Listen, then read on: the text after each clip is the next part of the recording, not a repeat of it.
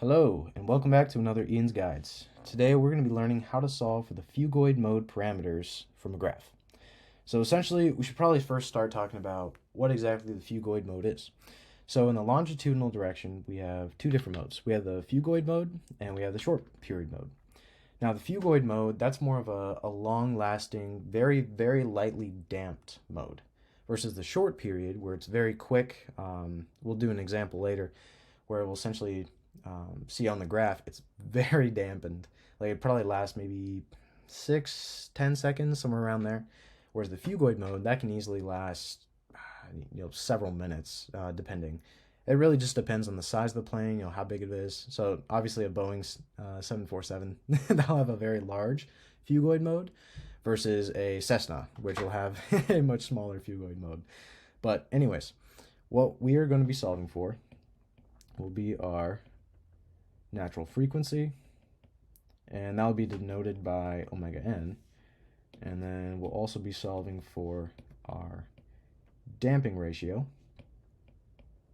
which that's denoted by zeta. And then we'll also be solving for our damping natural frequency, and that's denoted by omega n. Oh, excuse me, omega d. Probably doesn't help to have two omega n's. But anyways, so essentially what we have is this graph. So right now what we have is a cosine wave depicting the angle of the plane with respect to the horizontal direction.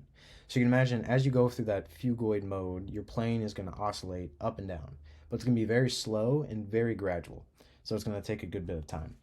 But in this example, so what we're doing, so we have our cosine graph, and then we also have this exponential graph up top as well, which this can be denoted by y is equal to a e to the negative sigma t. And then on the bottom, it's basically the reflection. We have y is equal to negative a e to the negative sigma times t. So what we can do is, to solve for this equation, we have two unknowns, right? We have a and we have sigma, right? We have no idea what those are at this moment, but we will very soon.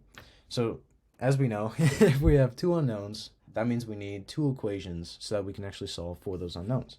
So what we can first say is at t time equals 0, what we can say is for our theta point, let's say this is about 8, right? So let's say that's about 8. So what we can do is we can solve this equation. So we can say theta at t equals 0, which we said this t is 0 seconds.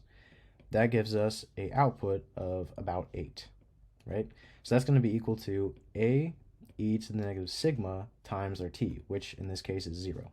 So we essentially are left with a e to the 0, or just a. So we have that a is equal to 8. Now in order to solve for sigma, we need one more equation, which the next easiest spot could just be this point right here, our next peak in our cosine graph. So we can say this corresponds to about 2 seconds, and then that'll be about, you can say about 7.5 on the side up here. So then what we can do, after estimating, is we can say theta of t1, which t1 we said is about 2 seconds, is equal to 7.5, which is equal to a, which we said before was 8, e to the negative sigma times 2 seconds.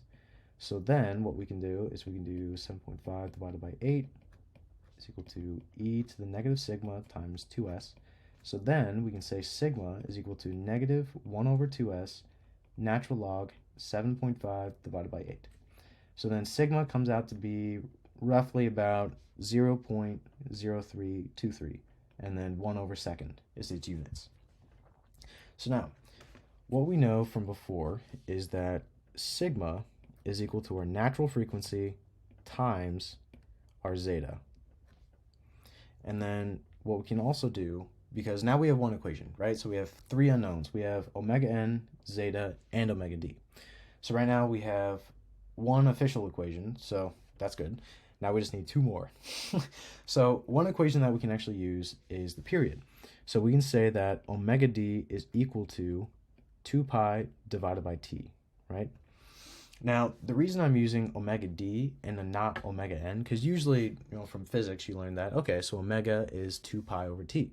But in this case, since we actually have a dampened cosine graph, it'll actually have a different period than if it were completely just not dampened, just on its own. Because you can imagine this graph, if we didn't dampen it, then this period, or this peak for the cosine graph, it'll want to reach 8, right? So you can imagine it'll probably peak up here, kind of maybe hit around there. So then we can see that'll actually correspond to a slightly higher time, which then that'll actually affect the period, which will then affect omega. So that's why we're actually using omega d and not omega n. So that's now 2.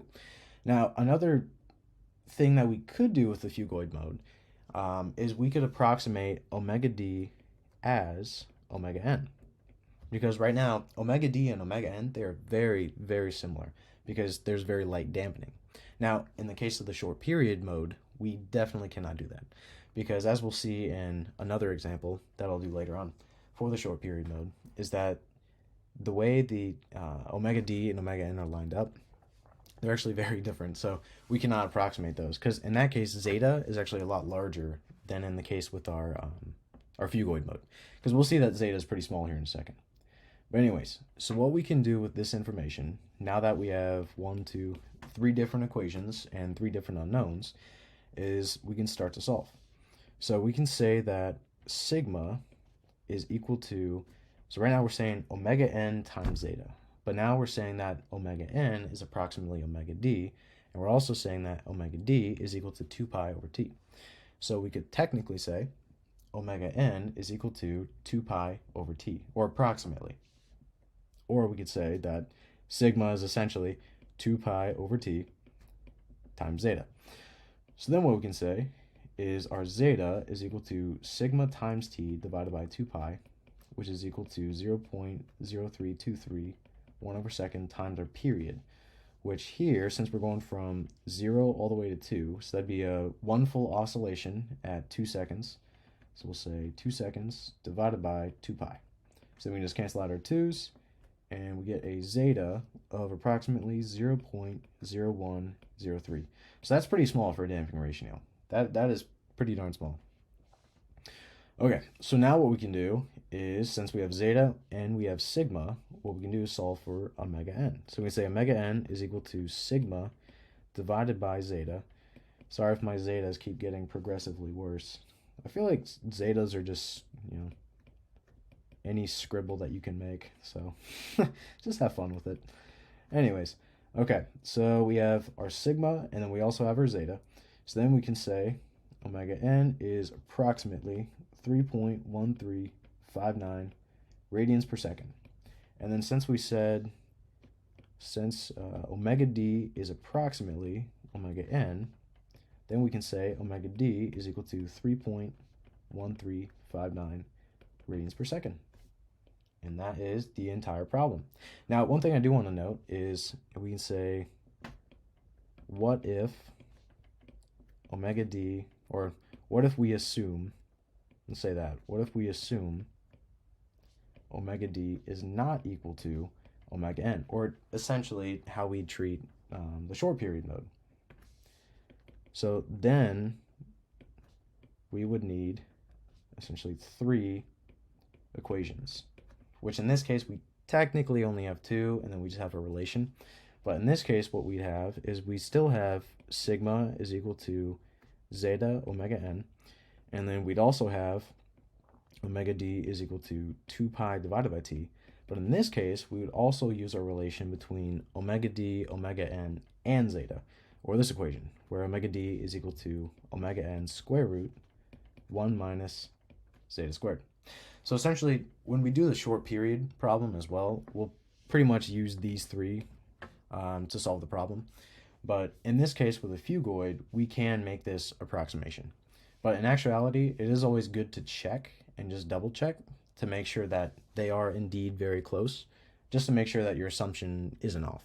But anyways, so now you know how to find the phugoid mode parameters from a graph. See you next time.